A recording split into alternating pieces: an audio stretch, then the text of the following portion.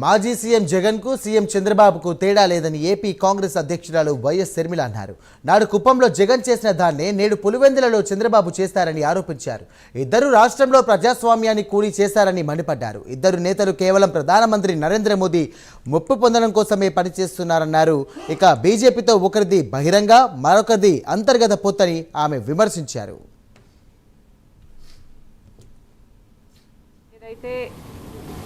కుప్పంలో వైసీపీ చేశారో అదే పులివెందల్లో చేశారు. ఇద్దరికీ పెద్ద తేడా లేదు. కుప్పంలో ఎలాగైతే ప్రజాస్వామ్యాన్ని కూని చేసి ఆ రోజు వైసీపీ అధికారంలోకి వచ్చిందో ఈరోజు కడప జిల్లాలో కూడా పులివెందల్లో కూడా అదే టీడీపీ చేసింది. కానీ ఇద్దరికీ చెప్పాలనుకుంటున్నది, ఇద్దరు ప్రజాస్వామ్యాన్ని కూని చేశారు.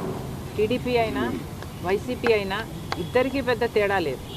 అందుకే చెప్తున్నాం, వీళ్ళందరూ మోడీతో అలాగే ఉన్నారు. ఏదో ఒక రకంగా చంద్రబాబు గారైతే బహిరంగంగానే కూటమి కట్టారు. కానీ జగన్మోహన్ రెడ్డి గారు ఏమీ తక్కువ తినలేదు. ఈయన రహస్యంగా కూటమి కట్టారు. అంతే తేడా. వీళ్ళందరూ మోడీ కోసం పనిచేస్తున్న